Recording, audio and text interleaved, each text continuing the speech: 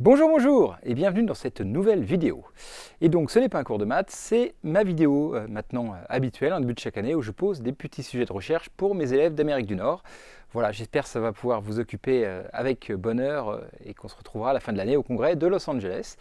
Alors évidemment les autres ont le droit aussi de chercher ces sujets, de s'amuser à les trouver. Si vous trouvez la réponse, vous ne la mettez pas en commentaire, vous m'envoyez un mail à mathadulte@gmail.com si vous voulez, je me ferai un plaisir de vous confirmer ou pas votre solution. Ok, alors commençons tout de suite. Donc un petit sujet a priori collège, comme je l'ai indiqué là-haut. Voilà, quand c'est marqué collège, ça veut dire que c'est a priori assez facile pour des lycéens, donc c'est mieux que ce soit des collégiens. Et quand c'est marqué lycée, c'est qu'a priori ce sera peut-être un petit peu dur pour les collégiens. Ça utilise des outils qui ne sont peut-être pas à leur disposition. Donc voilà, c'est indicatif, vous pouvez prendre n'importe quel sujet, mais de préférence quand même, quand c'est marqué collège, c'est pour les collégiens, quand c'est marqué lycée, c'est pour les lycéens. Quand il n'y a rien de marqué, c'est que tout le monde peut les chercher. Voilà, alors le premier, c'est un jeu de jetons. Donc on part avec voilà, une pile de K jetons. Donc là, j'ai fait un exemple avec 6 jetons. Et ça se joue à deux, donc chacun son tour. Par exemple, là, je suppose que voilà, Pierre et Isabelle décident de jouer ensemble. Et la seule action qu'on peut faire, c'est de prendre une pile et de la couper en deux piles. Donc par exemple, là, la pile de 6 jetons, je peux la couper en une pile de 4 et une pile de 2. Alors c'est au joueur suivant de prendre une des deux piles et de la couper en deux piles plus petites. Donc par exemple, la pile de 4, là je peux la couper en une pile de 3 et une pile de 1. Okay, et puis ainsi de suite, comme ça. Le jeu se déroule et voilà, si on commence avec une pile de 14 jetons et que c'est Isabelle qui commence, qui c'est qui va gagner? Ok, alors on suppose que tous les deux jouent très bien. Si on prend 15 jetons et que c'est Pierre qui commence, alors cette fois, qui c'est qui va gagner? Et puis, est-ce que vous pouvez trouver une règle qui dit qui c'est qui va gagner pour n'importe quelle valeur de pile de départ? Voilà, voilà. C'est ça le premier sujet. Est-ce qu'il faut commencer? Est-ce qu'il ne faut pas commencer? Comment ça se passe suivant le nombre de jetons qu'on a au début? Ok. Alors ensuite, le dé le plus fort. Alors, Cyril, il possède 3 dés complètement blancs, d'accord? Donc c'est lui qui les fabrique en mettant des numéros sur chacune des faces des 3 dés. Et il met tous les numéros de 1 à 18. Il y a 18 faces en tout, il y a 3 x 6, et donc il met sur ces 18 faces tous les nombres de 1 à 18, comme il veut. Okay. Et ensuite, il décide de jouer avec Laurent, et il dit, bah voilà, j'ai fait des dés, tu choisis le dé que tu veux, en premier, Laurent choisit, ensuite Cyril choisit un dé, et puis ils jouent tous les deux, ils lancent le dé, celui qui a le dé le plus fort, il gagne. Okay. Et donc voilà, ils font ça un certain nombre de fois. Alors évidemment, on n'est jamais sûr de gagner, parce que si jamais il y avait un dé qui était sûr de gagner sur les autres, par exemple, imagine il y a un dé qui soit 12, 13, 14, 15, 16, 17, 18, à ce moment-là, Laurent, qui choisit en premier, prendrait ce dé-là et est sûr de gagner. Donc Cyril ne peut pas faire ça. D'accord? Et donc, comment Cyril doit faire pour que quel que soit le dé que Laurent choisisse en premier, lui, il arrive à trouver un dé qui a plus de chances de gagner contre Laurent que l'inverse, quoi. Ok? Donc voilà. Donc la question, c'est comment il s'y prend pour construire les dés, pour que quel que soit le dé que choisit Laurent, il puisse trouver un dé qui va permettre, pas de gagner évidemment à 100% du temps, mais en moyenne de gagner plus souvent. Ok? Voilà, j'espère que c'est clair. Sinon, vous me direz en commentaire, je pourrais peut-être rajouter des détails. Alors ensuite, l'épreuve de la sagesse. Donc vous allez au fin fond d'un temple tibétain, et là, la grande magicienne blanche vous propose une petite énigme pour voir si vous êtes sage ou pas. Alors, l'épreuve est la suivante, elle vous dit, voilà, on prend le nombre 3 et on le met à la puissance 3. Donc on obtient un deuxième nombre, qui est en l'occurrence 3 puissance 3, 27. Bon, okay. Ensuite, on calcule 3 puissance 27, alors ça commence à faire beaucoup, 7000 milliards ou je sais pas quoi, enfin bref. On obtient un nombre qui est x. Ensuite, on calcule 3 puissance x, alors ça fait un grand nombre, et puis on obtient y. Okay. Puis alors ce nombre y, on fait 3 puissance y, et puis on obtient un nombre encore plus grand, et puis on recommence 3 puissance ce nombre, 3 puissance ce nombre, 3 puissance ce nombre, voilà. Et on fait ça 1111 fois en tout, en comptant le premier coup.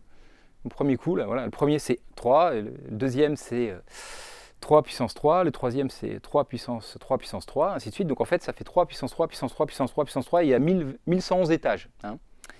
Ok. Et donc on obtient le nombre mystère qu'on appelle m. Donc m c'est 3 puissance 3, puissance 3, puissance 3, comme ça, il y en a 1111 de hauteur. Et donc la question est la suivante. Si vous trouvez le chiffre des unités de m, alors vous êtes un sage de niveau 1. Si vous trouvez le chiffre des unités et le chiffre des dizaines de ce nombre m, alors vous êtes niveau 2. Et ainsi de suite. Plus vous trouvez de chiffres, plus vous montez dans votre niveau de sagesse. parce que bien évidemment, c'est de plus en plus difficile de trouver ces nombres-là. Et la question, c'est quel sera votre niveau de sagesse? Combien de nombres allez-vous réussir à trouver? Voilà, voilà. Et puis il ne suffit pas de répondre au hasard, il faut vraiment prouver que c'est ça, vraiment ça les nombres qu'on cherche, quoi. Ok?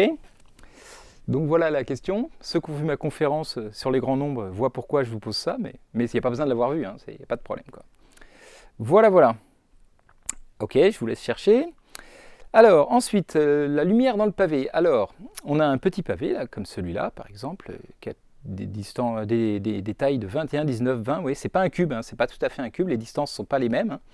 Ok. Et puis, alors, on fait partir un rayon lumineux de A, qui avance à la même vitesse dans les trois directions, d'accord? Horizontalement, vers le fond et verticalement, d'accord? Donc, autrement dit, c'est un rayon lumineux qui suit la droite d'équation x égale y égale z. Ok, donc ça passe par 0, 0, 0, qui est le point A, puis 1, 1, 1, 2, 2, 2, 3, 3, 3, 4, 4, 4. Alors si c'était un cube, au début, ça passerait par le point G, d'accord? Mais là, comme les dimensions ne sont pas les mêmes, ça va rebondir sur les bords, puisque, voilà, on va supposer que chacune des faces de ce pavé est un miroir qui fait réfléchir le rayon lumineux. Donc vous voyez, là, il va commencer, boum, il va rebondir d'abord sur la face du fond, puisque c'est la plus courte. Donc il va toucher en premier la face du fond, puis hop, il va rebondir sur la face du dessus, puis cette face-là, et puis il va revenir, ainsi de suite. Bon, bref, il va rebondir dans tous les sens sur les faces du pavé. Et la question, c'est, en supposant qu'il y a des petits trous à chacun des sommets, des trous minuscules, il faut arriver pile sur le point pour pouvoir sortir. La question, c'est est-ce que le rayon il va réussir à sortir? Est-ce qu'à un moment, il va arriver pile sur un sommet? Et si oui, par quel sommet il va sortir? Voilà.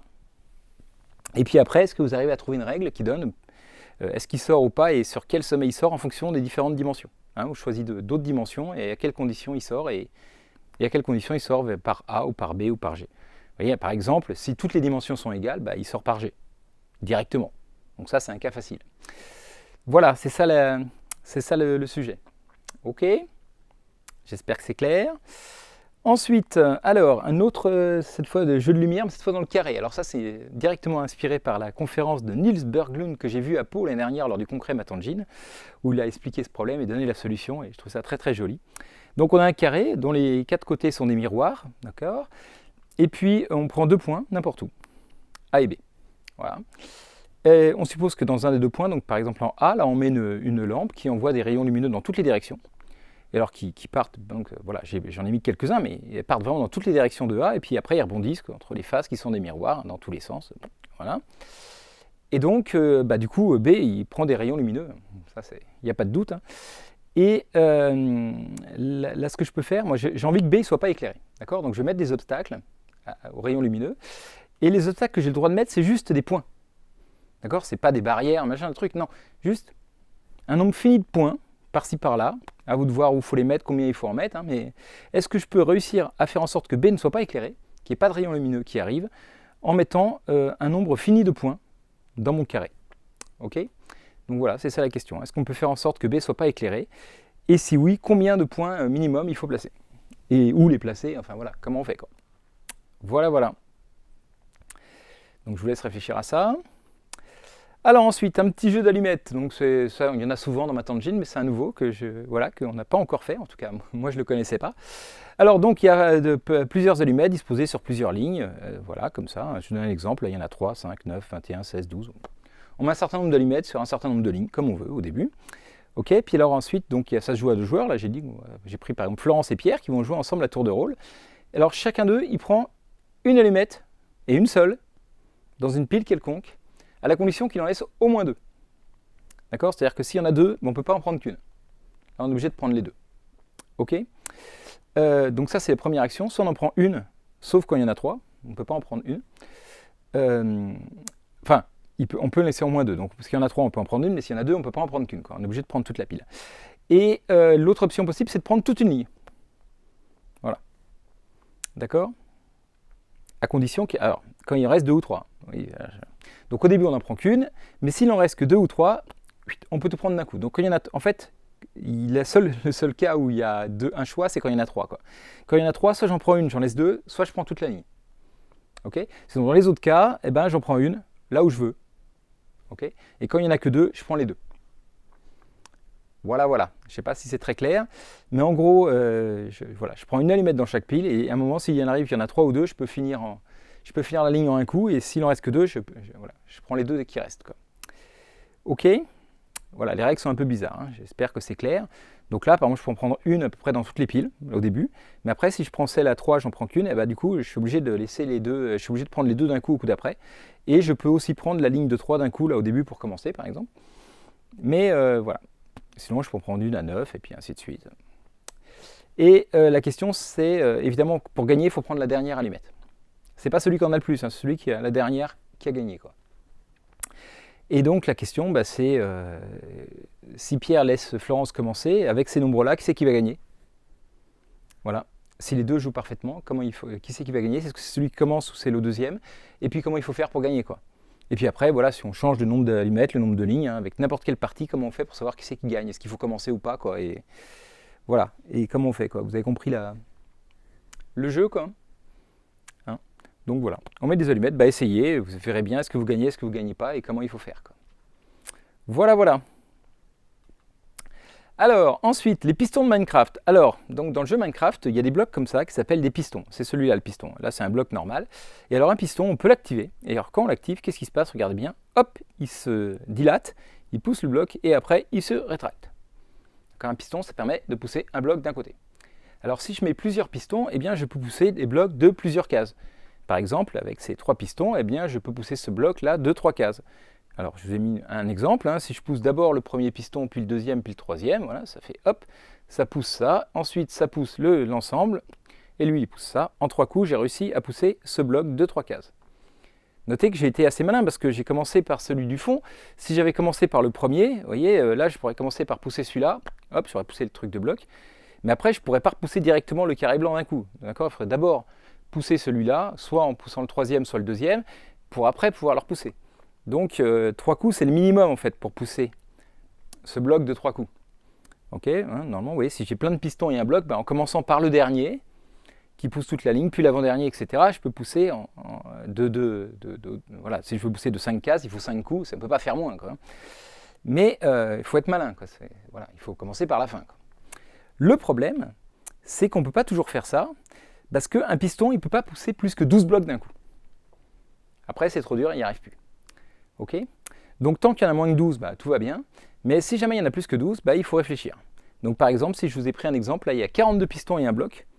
En combien de coups au minimum je peux faire pousser le bloc ici, sachant que je ne peux pas commencer par le dernier, hein. C'est pas possible, ça, on peut pas. Donc il faut que je commence par un des 12 premiers là au début, et puis ainsi de suite. Comment je vais faire pour réussir à avancer mon bloc de 42 cases en moins de coups possible? Et puis après, voilà, si n c'est 2024 par exemple, combien de coups minimum? Et puis après, éventuellement, pour n'importe quelle valeur de n, est-ce que vous arrivez à trouver comment il faut s'y prendre pour pousser le bloc blanc en le moins de coups possible? Voilà la question. Ok?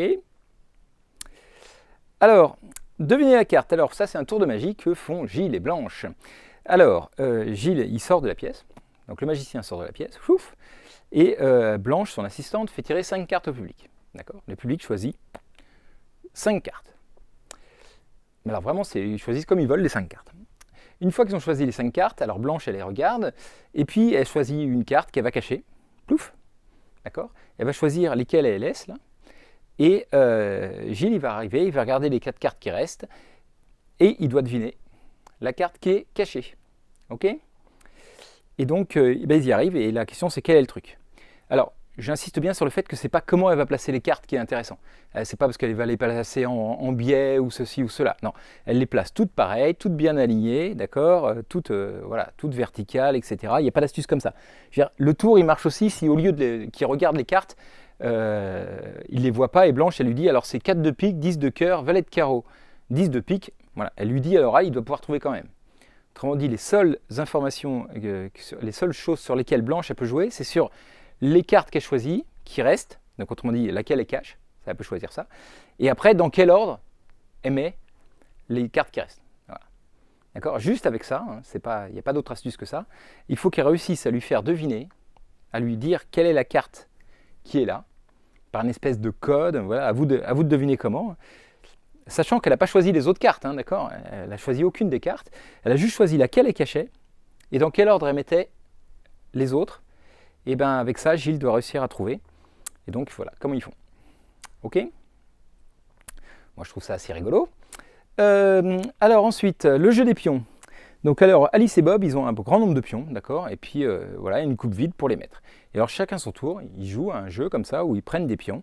Alors par exemple, Alice elle en prend 1, 2 ou 3, d'accord? Et puis elle les met dans la coupe, là elle en a mis 2. Puis après c'est Bob qui en met 1, 2 ou 3, mais il y a une petite règle, c'est que Bob il ne peut pas prendre le même nombre qu'a pris Alice. Donc si Alice a pris 2, lui il peut prendre que 1 ou 3. D'accord? Parce qu'il ne doit pas être la même chose qu'Alice. Donc là par exemple il a pris 1. Donc Alice elle rejoue, elle peut mettre 1 ou 2 ou 3, sauf qu'elle n'a pas le droit de mettre la même chose que Bob. Donc là elle n'a plus le choix qu'entre 2 ou 3. Voyez? Et ainsi de suite quoi. Chaque tour, donc là par exemple elle a mis 3. Ok, bon, bah, ils jouent comme ça. Et jusque-là tout va bien. Et ils se mettent d'accord sur le nombre de tours que va durer la partie. D'accord? Donc à chaque tour, ils choisissent un nombre de pions différents. Et voilà. Et donc à l'issue d'un nombre de tours de la partie qu'ils ont décidé au départ, ils se disent par exemple on va jouer 10 fois. On va jouer 20 fois, on va jouer 4 fois. Enfin bref. Le gagnant, c'est donc ils se disent au début, voilà, on va jouer par exemple un nombre pair, chacun joue un nombre de fois égal. Donc par exemple, on joue 26 fois, ils jouent chacun 13 fois. Et à la fin de la partie, s'il y a un nombre qui est multiple de 3 pour le joueur qui vient de jouer, celui qui a joué en dernier, si c'est un multiple de 3, alors il a gagné. Sinon, c'est l'autre qui a gagné. Donc, ok.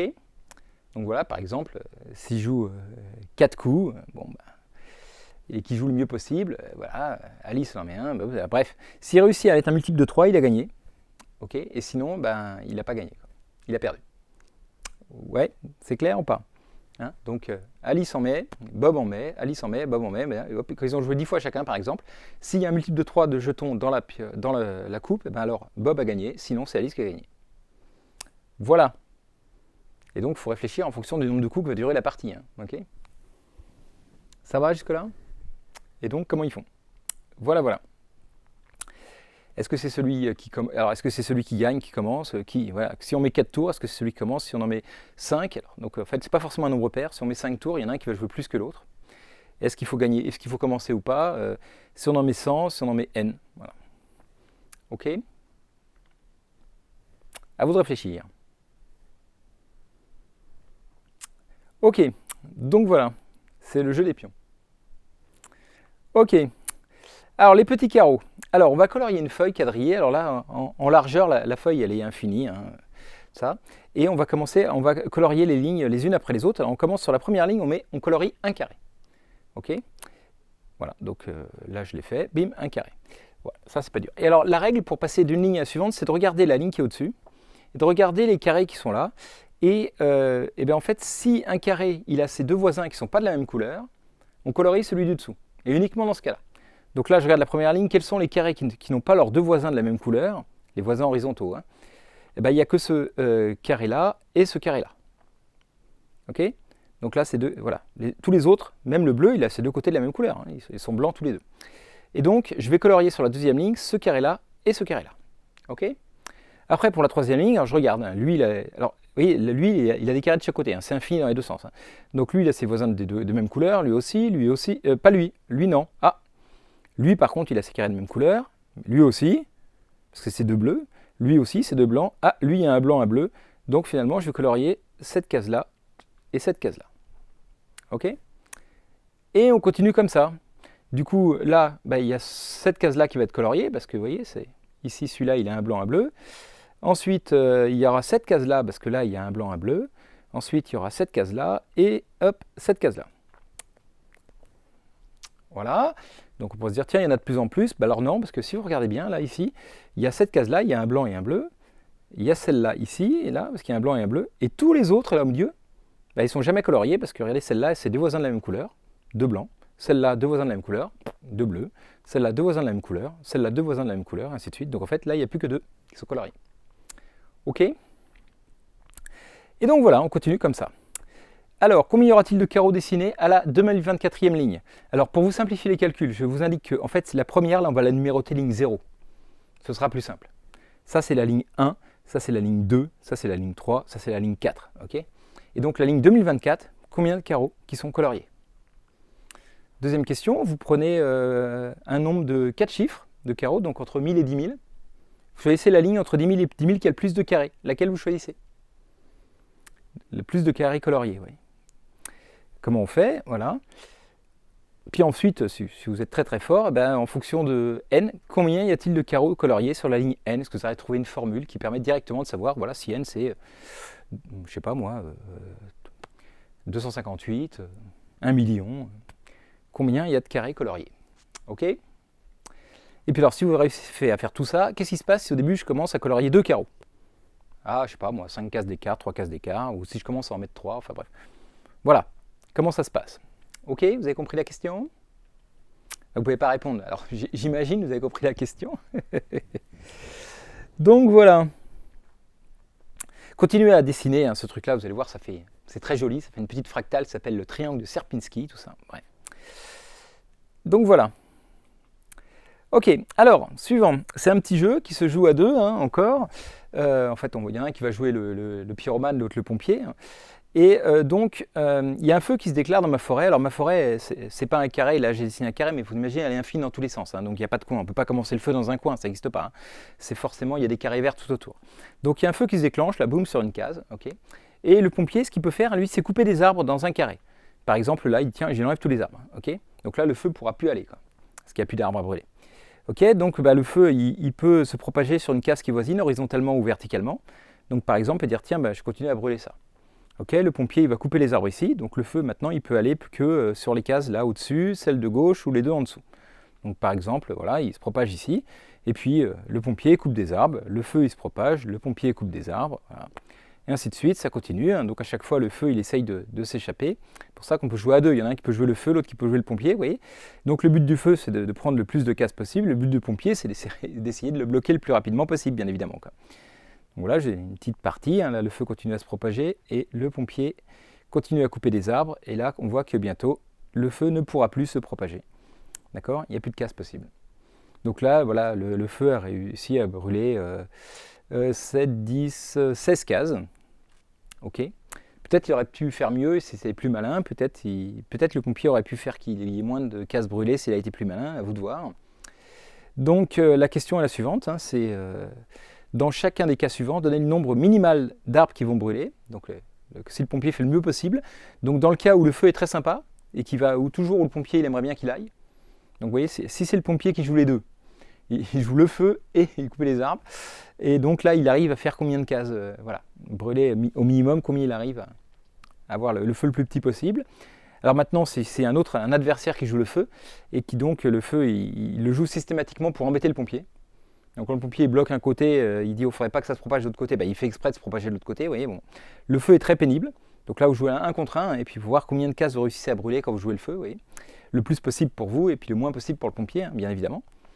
Et donc voilà, combien le pompier il arrive à bloquer le feu en moins, quand il a réussi le minimum, combien c'est, quoi. Ok. Et puis alors ensuite, même question, mais en rajoutant une règle, on va supposer que le feu il peut se déplacer en diagonale, donc là il ne serait pas bloqué, vous voyez. Il peut contaminer une case qui touche juste par un point, toujours à côté mais en diagonale. Alors s'il réussit à faire ça, est-ce que le pompier peut toujours le bloquer? Et puis comment il fait? Et puis combien de cases le feu il va réussir à brûler avant que le pompier le bloque, quoi. Voilà, voilà. Donc j'espère que c'est clair aussi. Le jeu du chocolat. Alors là on part d'une tablette de chocolat qui est un rectangle, hein, donc avec une taille n en largeur, m en hauteur. Donc là, par exemple, vous voyez, c'est 6 sur 6, mais on peut choisir d'autres nombres. Hein, d'accord? Donc là, c'est la même dimension, n égale 6, m égale 6, mais on peut choisir des nombres différents si on veut. Et donc, il y a un carré emposé. Donc, il ne faut pas le manger, vous avez bien deviné. Alors, c'est quoi cette règle? Donc, chacun son tour, les joueurs doivent manger du chocolat. Ils doivent choisir un carré dans la tablette. Et quand ils choisissent un carré, alors ils mangent tout ce qu'il y a au-dessus du carré qu'ils ont choisi et tout ce qu'il y a à droite du carré qu'ils ont choisi. Par exemple, si en premier je choisis ce carré-là, alors je mange tout ce qui est à droite et tout ce qui est au-dessus. Ok? Et donc le joueur 2, du coup, il peut choisir ça, je cloque, et il mange ça. Et puis le joueur 3, il choisit un autre carré, il mange, ainsi de suite. Et donc la partie se déroule, et puis le carré qui est obligé de manger le carré rouge, il a perdu. Il est mort. C'est même triste. Hein. Ok, donc c'est important de trouver comment faire pour gagner, quoi. Et donc voilà les questions. Montrer qu'il y a un joueur qui est forcément une stratégie gagnante. Entre celui qui commence et l'autre, il y en a forcément un, s'il joue très très bien, qui est sûr de gagner. Okay, et dire, est-ce que c'est celui qui joue en premier ou est-ce que c'est l'autre? D'accord? Donc voilà, ça c'est la première question. Et la deuxième question, c'est de trouver quelle est la stratégie qui permet de gagner, pour celui qui doit gagner, bien évidemment, pour le plus possible de valeurs de n et de m possible. Ok? Donc, en général, trouver une stratégie qui marche pour toutes les formes, si vous trouvez ça, on va publier un article de maths, parce que c'est un résultat qui, à ma connaissance, n'est pas connu. En général, qu'il y a une stratégie qui marche pour toutes les plaquettes, on ne connaît pas. D'accord? Donc, essayez avec, je sais pas, des petites valeurs de m au début, 5, 6, 8, 10, 12, voir si vous trouvez des astuces. Vous voyez, quand il y en a autant par exemple, s'il y en a autant dans la même ligne que de colonnes, peut-être qu'il y a une astuce. Enfin, bref, je vous laisse chercher tout ça. Essayez de trouver, voilà, pour le maximum de cas possible, comment il faut faire pour gagner, quoi. Ok? Et donc, j'attire votre attention sur le fait que pour répondre à la première question, il ne faut pas faire la deuxième. Elle est plus facile, la première. On peut prouver qu'il y en a un qui va gagner et dire lequel c'est, même si on n'a aucune idée de comment il va faire. Ça, c'est bizarre, mais il faut réfléchir. On peut réussir à prouver que soit celui qui commence, soit l'autre, forcément, il va avoir une méthode pour gagner, même si on ne la connaît pas. Très bizarre, ça. Bref, voilà. Alors ensuite, un petit problème sympathique des prisonniers et les nombres. Alors, il y a 10 prisonniers qui se voient soumettre une épreuve dont dépend leur survie, leur liberté. Alors c'est un peu les problèmes classiques, j'aime bien les problèmes comme ça. Les prisonniers, on leur soumet une épreuve, d'abord ils se concertent pour essayer de trouver une méthode pour vaincre cette épreuve. Après l'épreuve se déroule et soit ils réussissent, ils sont libérés, soit ils ne réussissent pas, ils sont zigouillés. Bon, alors, donc, ils savent ce qui leur attend, ils vont décider d'une technique et voilà l'épreuve qui les attend. Donc, on va leur coller un numéro entre 1 et 10 sur le front, à chacun d'eux, d'accord? Et donc, après, ils pourront voir les numéros des autres, mais pas leur numéro à eux. Ils ne peuvent pas communiquer. On peut dire, par exemple, ils sont chacun dans des pièces séparées, puis ils voient juste avec des caméras les autres, les numéros qu'il y a sur les autres, mais, d'accord, ils ne peuvent pas, communiquer les uns avec les autres. Ils ne peuvent pas se faire de gestes pour dire quoi que ce soit. Non, d'accord, ils ne peuvent pas. Donc, on voit juste les numéros associés à chacun des prisonniers. Donc, chacun voit le numéro de tous les autres. C'est tout ce qu'il a comme information. Et c'est pas ce qu'il a. Sachant que les numéros, c'est entre 1 et 10, mais c'est pas tous les numéros entre 1 et 10. Vous voyez, le bourreau, là, il peut mettre plusieurs fois le numéro. Il a mis 4, 4, 4 et 4. Il a mis 4 fois le 4, vous voyez. Il a mis 2 fois le 1. Bon. Donc, juste, vous voyez, si je ne vois pas celui-là, je vois que ça. Bon, comment je fais? Comment j'essaye de deviner le numéro qui est sur ma tête, juste en voyant le numéro des autres, sachant que le bourreau, il a mis ce qu'il voulait comme numéro sur toutes les têtes. Donc, il faut se mettre d'accord sur une stratégie. Okay. Et puis alors, pour gagner, les prisonniers, donc quand ils ont le temps, ils ont un petit temps pour réfléchir, et puis une fois que c'est fini, hop, tout le monde en même temps, il doit dire un numéro. Voilà. Et donc, en même temps, c'est parce que le premier, il dit le numéro qu'il voit sur l'autre à côté, et du coup l'autre il répète, non. Tout le monde en même temps, il donne un numéro, clac. Et comment ça se passe? S'il y en a un qui trouve son numéro, et un seul trouve son numéro, donc là, c'est le cas, il y a le 8 là qui a trouvé son bon numéro, et les autres, ils ont pas le bon numéro. Alors, ils sont sauvés, sinon, ils ne sont pas sauvés. Sinon, ils meurent. Voilà. Et donc, là, c'est bon. Mais comment ils peuvent trouver une stratégie qui peut leur permettre de réussir à tous les coups cette épreuve? Voilà. Donc voilà, chaque prisonnier, il arrive, il voit le numéro des autres, et du coup, il se dit, bon, je vais dire ça. Et hop, 3, 2, 1, tout le monde dit son numéro, je claque. Il faut qu'il y en ait un qui trouve son numéro. Et voilà, et juste un. Voilà. Bon, voilà, faut réfléchir. Ok. Alors ensuite, des carrés avec des carrés. Alors là, il y a des puzzles qui sont fabriqués par un fabricant comme cela. C'est des puzzles où la forme à la fin à faire, c'est un carré, et tous les morceaux, c'est des carrés. De différentes tailles. Vous voyez, donc bon, alors pourquoi pas, voilà, il faut réfléchir à comment on peut faire ce genre de puzzle. Et donc, une fois qu'il a réalisé un puzzle comme ça, qui marche comme celui-là, il met sur la boîte, boum, le nombre de pièces du puzzle. Donc là, par exemple, il y en a 1, 2, 3, 4, 4 petits, 3 moyens, 7, et un grand, 8, et donc il va marquer 8 sur la boîte. Okay, puis il en fait un autre, et puis il marque les numéros, etc. Et donc la question, c'est quels sont les nombres qu'il ne pourra jamais écrire? Oui, quelle que soit la méthode dont il s'y prend, quels sont les numéros qu'il ne pourra jamais écrire? Par exemple, vous devez facilement vous rendre compte que 2, ça ne va pas être possible. Oui, avec 2 carrés, que je choisis la taille comme je veux, mais avec 2 carrés, je ne vais pas réussir à faire un carré. Il faut que le puzzle il fasse le carré au complet, pas un morceau. Donc voilà, les 2 par exemple, c'est pas possible. Bon. Mais est-ce qu'il y a d'autres numéros qui ne sont pas possibles ou pas? D'accord? À vous de réfléchir. Donc voilà, il y en a qui sont très faciles. Si c'est 4 ou 9 ou 16, je pense que c'est Vous allez voir qu'en prenant que des carreaux de la même taille, on va vite y arriver, quoi, hein. Mais donc là, il y a des nombres, c'est sûr qu'il va pouvoir les faire, mais il y a des nombres, il ne va peut-être pas les faire, et lesquels, quoi. Par exemple, 8, il peut le faire, on vient de le voir. Oui. 8, c'est possible, parce que celle-là, c'est 8. Et 2, on voit que c'est pas dur, mais voilà. Quels sont les numéros qu'il va pouvoir mettre ou pas? Ok. Voilà, voilà. Ok, alors ensuite, le camion à ressort. Alors, ça, c'est un camion un peu bizarre. Donc, quand il est vide, il est juste la coque et les petits ressorts, il pèse 3 tonnes. Mais il transporte 15 blocs, les petits carrés verts là, qui font 1 tonne chacun. Donc en tout, il pèse 18 tonnes. 15 et 3. Ok. Et donc les ressorts, il peut déclencher les ressorts qu'il veut, quand il veut. Alors qu'est-ce qui se passe quand on déclenche un ressort? Donc s'il ajoute, vous voyez, un bloc, hein, ça pèse 1 tonne. Ok. Quand il actionne le bouton, alors là, hop, tout d'un coup, le ressort se rétracte, et du coup, pendant 1 seconde, c'est comme si le bloc pesait 2 tonnes sur le camion. Ok? Bon, jusque-là, vous allez me dire pourquoi pas, il prend son élan, c'est comme si ça pesait 2 tonnes, après ça propulse le carré en l'air, le carré monte, wouh, hop là, et après il redescend, et là, du coup, ça ne pèse plus rien pendant 2 secondes. Ok? Pendant 1 seconde, ce bloc pèse 2 tonnes, après il ne pèse plus rien pendant 2 secondes. Donc si tous sont en l'air, le camion il pèse 3 tonnes, d'accord, plus de poids. Voilà, ok.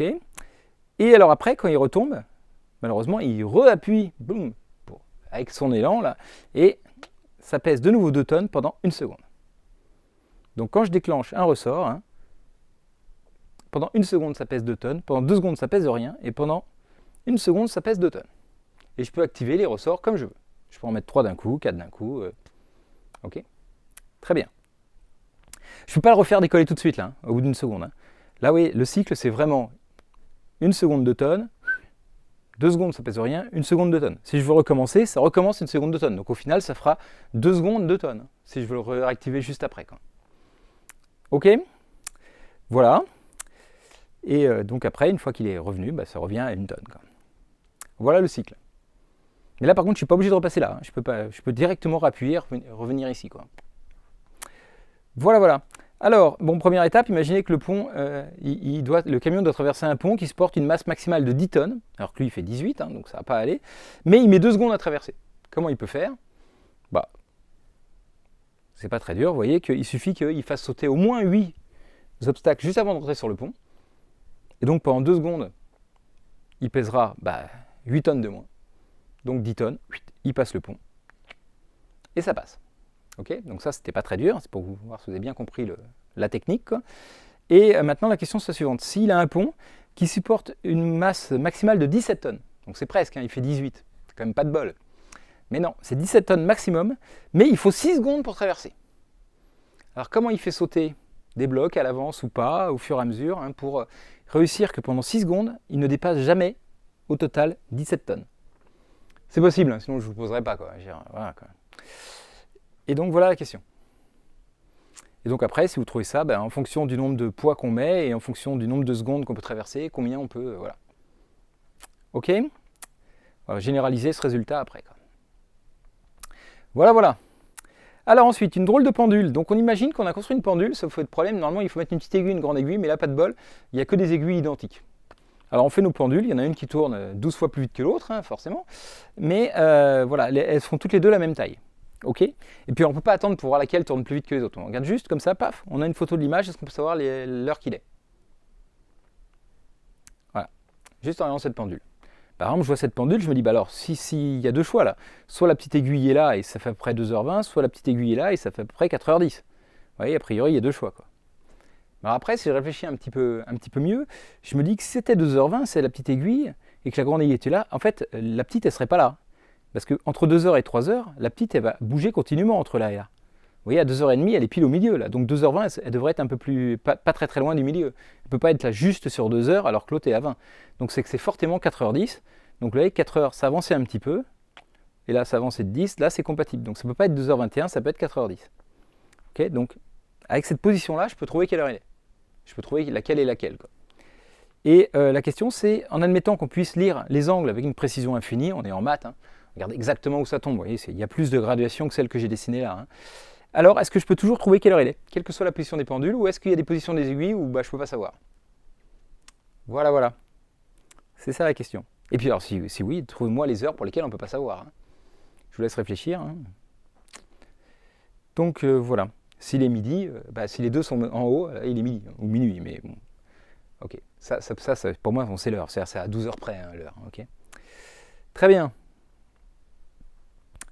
Donc voilà. C'est ça la question. Ok, alors ensuite, le tunnel. Donc là, vous imaginez, vous avez une tribu de papous là, qui habite là et qui va chercher de l'eau ici, qui est obligé de contourner la montagne à chaque fois et ils se disent, on aimerait bien creuser un tunnel là. Donc on choisit un point de départ, un point d'arrivée. On se dit, bah, tiens, voilà, on va creuser à partir de là et on voudrait arriver à partir de là. Alors on pourrait se dire, bah, on prend là, on creuse toujours tout droit, hop, mais on va peut-être pas arriver au bon endroit. Ok. Et puis en plus, c'est pénible quand on construit un tunnel, vous voyez, de toujours creuser. Le problème, c'est pas tellement de creuser, c'est d'enlever tous les déblais au fur et à mesure. Plus on est loin, plus c'est long d'enlever les déblais, etc. Donc c'est plus pratique de creuser un de chaque côté, de se retrouver au milieu, que de creuser d'un côté uniquement, quoi. Et donc on fait ça, on creuse de chaque côté. Le problème, c'est que si on fait pas gaffe, eh ben, on peut très bien ne pas se croiser. Vous voyez. D'accord. Et du coup, c'est ballot. Parce que là, quand je suis là, il y a une montagne, je ne vois pas du tout le point de sortie, je ne sais pas à quelle direction c'est. Et donc la question est la suivante, c'est je veux que vous traciez une droite, vous voyez, donc je choisis un point d'entrée de la montagne, un point de sortie, et je veux que vous réussissiez à tracer le prolongement de cette droite entre ces deux points, donc comment ça se prolonge de chaque côté, d'accord, mais vous n'avez pas le droit d'utiliser les instruments de géométrie au-dessus de la montagne. Juste en utilisant ce qu'il y a autour, là, vous avez le droit de tracer tout ce que vous voulez, mais sur le vert, hein, pas sur le marron, d'accord. Si vous voulez le faire en vrai, vous prenez une grande feuille A3, vous mettez un obstacle au milieu qu'on peut contourner, d'accord, qui ne prend pas toute la largeur de la feuille. Vous avez le droit de dessiner partout à l'extérieur de l'obstacle et il faut réussir, hein, en choisissant un point de départ, un point d'arrivée, il faut réussir à choisir le prolongement de la droite qui passe par ces deux points à l'extérieur. Ok. Bon, du coup, après, on sait dans quel sens il faut creuser quoi, pour se retrouver. Quoi. Voilà, voilà. C'est ça la question. Comment on fait? Ok. Allez, le petit dernier. Donc, on va essayer de s'amuser à construire plein de nombres avec pi. Donc c'est un petit jeu qui va vous permettre de manipuler plein de petites formules rigolotes. Donc vous avez le nombre pi pour démarrer, vous avez les opérations plus, moins, fois, diviser, et la fonction partie entière. D'accord? Alors je vous rappelle, partie entière de x, hein, à chaque fois pour n'importe quel nombre x réel, c'est le plus grand entier inférieur ou égal à x. D'accord? C'est l'entier qui est avant mon nombre. Par exemple, la partie entière de 5,1 ou de 5,85, c'est 5. C'est l'entier qui est avant. Alors, il faut se méfier parce que pour les nombres négatifs, du coup, il y a un petit piège. Il ne s'agit pas d'enlever tout ce qui dépasse de la virgule, vous voyez. Parce que la partie entière de moins 5,1, c'est moins 6. C'est le nombre qui est avant. D'accord? C'est pas moins 5, hein, du coup. Donc voilà, ça c'est une petite subtilité qu'il faut bien comprendre. Et donc, vous avez le droit à la fonction partie entière. Vous avez le droit à plus, moins, fois, diviser. Et il faut réussir à faire le nombre 1, le nombre 2, le nombre 3, etc. Alors qu'au début, vous avez le droit que comme nombre à pi. C'est tout. Pi, les opérations, partie entière. Alors, j'ai mis des exemples, pour que vous compreniez bien. Pour faire 1, par exemple, je peux faire pi divisé par pi. Ça fait bien 1. Ok? Jusque-là, bon, tu vas me dire, tout, ok, ça va, quoi. Pour faire 2, bah, je peux faire pi plus pi divisé par pi. Alors, vous allez me dire, ah ben, j'aurais pi sur pi plus pi sur pi. Et puis pour 3, pi sur pi plus pi sur pi plus pi sur pi. Et puis pour 4, pi sur pi plus pi sur pi plus pi sur pi plus pi sur pi. Il n'y a pas de problème pour faire tous les nombres. Alors si, parce que je vous rajoute une contrainte, pas le droit d'utiliser plus que 3 fois. Donc là, ça marche, il y en a 3, mais pas 4. Vous voyez, pi sur pi plus pi sur pi, j'ai pas le droit. D'accord? Donc, recommençons. Pour faire 3, par exemple, je peux faire partie entière de pi. Pi, c'est 3,14 et bananes, partie entière de pi. Ça va. Pour faire 4, du coup, je peux faire partie entière de pi plus pi sur pi. J'ai bon, j'en ai utilisé que 3, des pi, ça passe. Mais là, je vous montre une astuce qui va vous permettre d'aller plus loin. C'est que des fois, on peut être plus malin. Par exemple, 4, on peut le faire en utilisant une seule fois pi. Je vous laisse réfléchir un peu. Si vous voulez, vous mettez sur pause, réfléchissez avant, voir comment on peut faire avec une seule fois pi pour faire 4. Je vous donne la solution. En fait, l'astuce, c'était de prendre moins la partie entière de moins pi. Parce que moins pi, c'est moins 3,14. D'accord? La partie entière, c'est moins 4. Et donc, moins 4, ça fait 4. Donc, on n'a pas de limite dans le nombre d'opérations. D'accord? Les plus, les fois, les divisés, les moins, c'est tant que vous voulez. Les parties entières aussi. La seule contrainte, c'est le nombre de fois que vous utilisez pi. Ça, c'est pas plus que 3. Ok? Et donc, la question, c'est jusqu'où vous pouvez aller? Et comme diraient les youtubeurs, la réponse va vous surprendre. Donc voilà, il faut aller le plus loin possible avec ça. Ok? Voilà, j'espère que vous avez compris. Sinon, vos profs pourront vous réexpliquer, il n'y a pas de souci, hein. Donc voilà, je rappelle pour les profs que vous avez accès au sujet. Vous pouvez les expliquer à vos élèves s'ils ont oublié un détail et tout ça. Mais vous ne leur donnez pas mes diapos, hein, parce que la première partie de l'exposé au congrès, c'est important, c'est qu'ils s'approprient le sujet avec leurs propres mots, qu'ils fassent leurs propres explications, leurs propres dessins, etc., pour qu'ils n'oublient pas dans le congrès de bien expliquer leur sujet, parce que sinon c'est toujours un des pièges latents, c'est qu'ils démarrent très rapidement, au bout de 10 secondes, ils disent « bon, le sujet c'était ça, et hop, voilà ce qu'on a fait », et personne ne comprend rien. Donc pour être sûr qu'ils ils prennent bien le temps d'expliquer le sujet, ils refont eux-mêmes. D'accord, je ne veux pas voir ces diapositives-là dans les exposés des élèves, hein. Donc je vous les donne aux profs, vous ne les donnez pas aux élèves. Votre rôle en tant que prof, je vous rappelle, ce n'est pas de les aider, ce n'est pas de leur donner des indices. S'ils bloquent, vous leur dites de me contacter, on fait une visio, ils envoient un courrier, etc. Je m'en débrouille. Vous êtes juste là pour vérifier qu'ils ont bien compris le sujet, qu'ils cherchent la bonne question. Ok? Très bien. Et voilà, et avec ça, je pense que tout va bien se passer. Donc, c'était tout pour aujourd'hui. Donc voilà, il y en a un certain nombre. Donc, vous pourrez re-regarder pour voir ceux qui vous plaisent ou pas. J'espère que ça va vous motiver. Et puis, que vous allez bien travailler. Et puis, j'ai hâte de vous retrouver à Los Angeles pour qu'on s'amuse tous ensemble. Allez, bisous bisous à tous. Et puis, à bientôt. Ciao, ciao.